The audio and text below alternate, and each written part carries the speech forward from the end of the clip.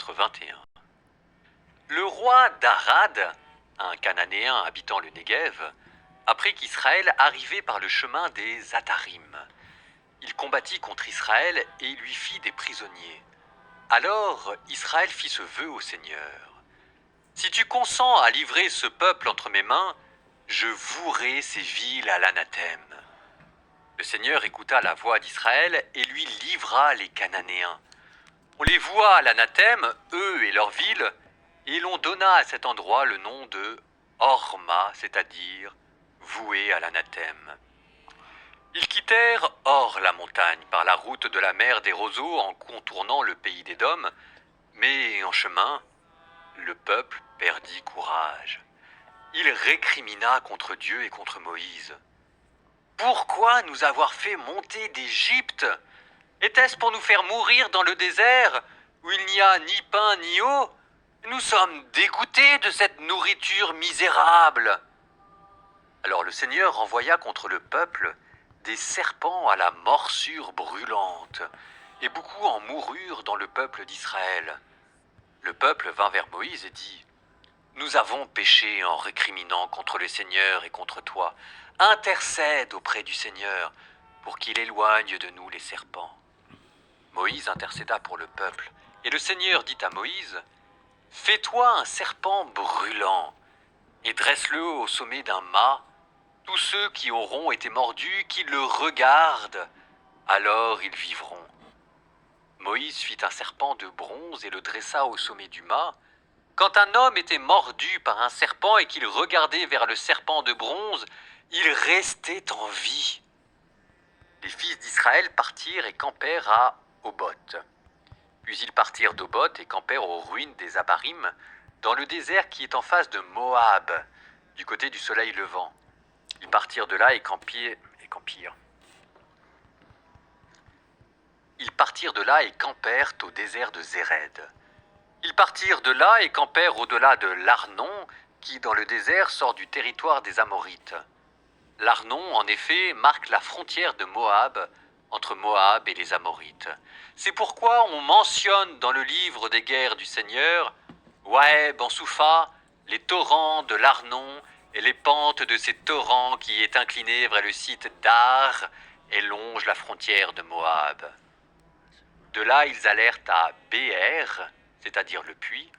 À propos de ce puits, le Seigneur avait dit à Moïse : « Rassemble le peuple et je leur donnerai de l'eau. » Alors Israël chanta cette chanson : « Sur le puits, acclamez-le, ce puits que les princes ont creusé, que les nobles du peuple ont foré avec leurs sceptres, avec leurs cannes. » Du désert, ils allèrent à Matana, de Matana à Naaliel et de Naaliel à Bamoth.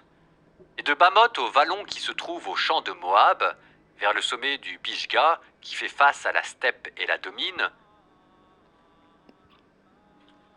Et de Bamoth au vallon qui se trouve au champ de Moab, vers le sommet du Pisga, qui fait face à la steppe et la domine. Alors Israël envoya des messages à Shéon, le roi des Amorites, pour lui dire : « Laisse-moi traverser ton pays. Nous ne ferons pas de détour par les champs ni par les vignes. Nous ne boirons pas l'eau des puits, nous irons par la voie royale jusqu'à ce que nous ayons traversé ton territoire. » Mais Shéon ne permit pas à Israël de traverser son territoire.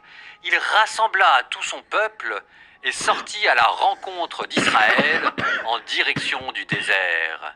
Il arriva à Yahash et combattit contre Israël.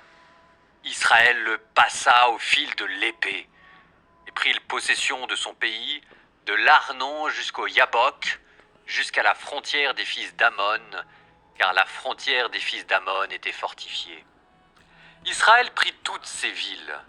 Il s'installa dans toutes les villes des Amorites, à Heshbon et dans tout ce qui en dépendait. En effet, Heshbon était la ville de Shéon, le roi des Amorites, qui avait fait la guerre au précédent roi de Moab et avait conquis de sa main tout le pays jusqu'à l'Arnon. C'est pourquoi les poètes disent : « Venez à Heshbon, qu'elle soit rebâtie, qu'elle soit restaurée, la ville de Shéon. Car un feu est sorti de Heshbon, une flamme de la cité de Shéon. Elle a dévoré Ar Moab, les Baals des lieux sacrés de l'Arnon. Malheur à toi, Moab. Tu es perdu, peuple de Camosh. On fait de tes fils des fugitifs, on fait de tes filles des captifs pour Shéon, roi des Amorites. Nous les avons percés de flèches. Tout a péri de Heshbon jusqu'à Dibon. Nous avons tout dévasté jusqu'à Nopha et jusqu'à Madaba. Israël s'installa donc dans le pays des Amorites. Moïse envoya des espions à Yazer. Les fils d'Israël s'emparèrent des villes qui en dépendaient et chassèrent les Amorites qui s'y trouvaient. Puis ils firent demi-tour et montèrent par la route du Bashan. Og, le roi de Bashan, sortit à leur rencontre avec tout son peuple pour livrer bataille à Édrei. Mais le Seigneur dit à Moïse: « Ne le crains pas. Je l'ai livré entre tes mains avec tout son peuple et tout son pays.